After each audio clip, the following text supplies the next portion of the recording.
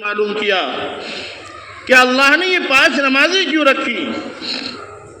چاہتے تو ایک وقت میں کر دیتے، فجر کے وقت اڑو 5 نمازیں پڑھ لو. چاہتے تو یہ کہہ دیتے کہ عشاء کے بعد 5 نمازیں پڑھ لو. تو اللہ کے معاملے میں ٹانگ اڑانا چاہتا ہے، بلکہ تو نے کسی ڈاکٹر سے یہ نہیں پوچھا کہ جب تو نے دن میں 3 خوراکیں دی تو یہ نہیں کہا کہ ایک ہی ٹائم میں تمام خوراکیں کھا لی جائیں، ایک ہی وقت میں تمام خوراکوں کو استعمال کر لیا جائے. جب وہ کہتا ہے کہ یہ صبح کی ہے، یہ شام کی ہے، یہ رات کی ہے، تو نے اس سے تو معلوم نہیں کیا. اسی طریقے سے ہمارا علاج بھی نماز میں ہے کہ اگر ہم 5 وقت نماز پڑھیں گے اور نماز کے ساتھ ان الصلاۃ کانت علی المؤمنین کتابا موقوتا، نماز کو ان کے اوقات کے ساتھ ان کا لحاظ رکھتے ہوئے نماز ادا کریں گے تو اللہ ہماری اصلاح فرما دیں گے. جسمانی بیماری کے لیے جو علاج کیا جاتا ہے کہ 4 گھنٹے کے بعد یہ خوراک دی جائے، 4 گھنٹے کے بعد یہ خوراک دی جائے، پھر 4 گھنٹے کے بعد یہ خوراک دی جائے، تو یہ جسمانی بیماریوں کا علاج دنیا میں اختیار کیا گیا. اور اللہ نے جو 5 خوراکیں دی یہ ہماری اس میں روحانی علاج ہے.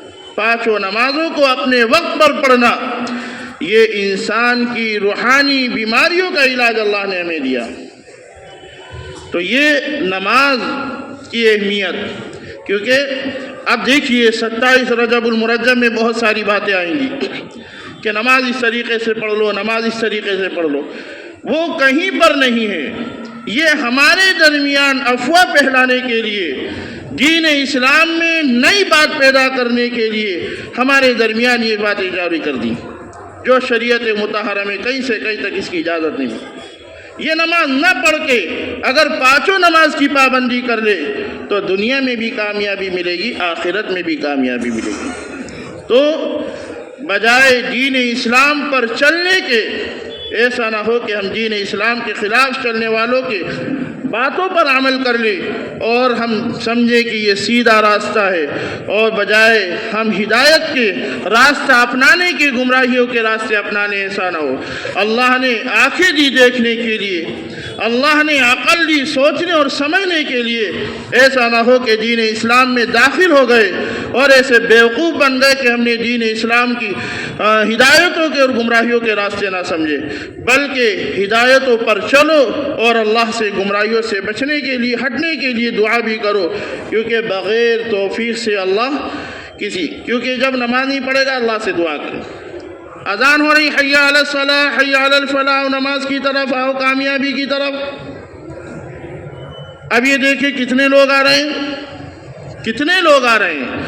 ارے وہ تو یہ چاہتے ہیں کہ یہ جمعے کے دن جو بھیڑ ہو جاتی ہے، کیوں نماز سے کوئی دشمنی، یہ جمعے کے دن جو بھیڑ ہو جاتی ہے کہاں سے آ جاتی ہے؟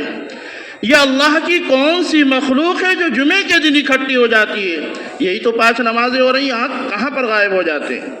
وہ تو یہ چاہتے ہیں کہ جتنے فجر میں نمازی ہوتے ہیں 1 صف یا 1.5 صف اتنے نمازی ہو جائیں، ہمیں کوئی فکر نہیں کہ امت غافل ہوتی جا رہی ہے. اور اگر جس دن عیدین کی نماز میں، جمعے کی نماز میں جو لوگ نماز پڑھتے ہیں اگر 5 نماز کی پابندی کر لیں اور اللہ سے دعا کریں تو اللہ تمہارے لیے آسانی کے راستے ہموار فرما دیں گے. تو غلطی کس کی، کمی کوتاہی کس کی؟ ایمان والوں تمہاری کمی کوتاہی، کسی اور کی نہیں. پچھلے ہفتے کیا کیا تھا کہ آدمی اپنے آپ کو دیکھ لے، دوسرے کو کچھ نہ کہے، اپنے آپ کو دیکھ لے. کیوں؟ حدیث پاک میں اس بات کا بھی ذکر کیا گیا کہ اگر ہم نے کسی کے خلاف کوئی بات کی اور اس کے اندر وہ بات موجود نہیں، کسی کی غیبت کر دی، کسی کی برائی کر دی، کیونکہ آج ہم اس میں بہت زیادہ مبتلا ہیں، کسی کے پیٹھ پیچھے کوئی بات کہہ دی، کیونکہ شیطان یہی تو کرتا تھا. جب آسمان پر جاتا فرشتوں کی ایک بات سن لیتا، جو فرشتے آپس میں مشورے کرتے تھے، تو زمین پر آ کر اس کے ساتھ 100 جھوٹ ملا کر لوگوں کے درمیان تقسیم کر دیتے کہ اللہ نے یہ حکم دیا، فرشتوں کے درمیان یہ مشورہ چل رہا ہے، یہ باتیں ہو رہی ہیں. ایک بات پکڑی اور 100 جھوٹ ملا کر لوگوں کے دلوں میں اس نے افواہ پھیلا دی۔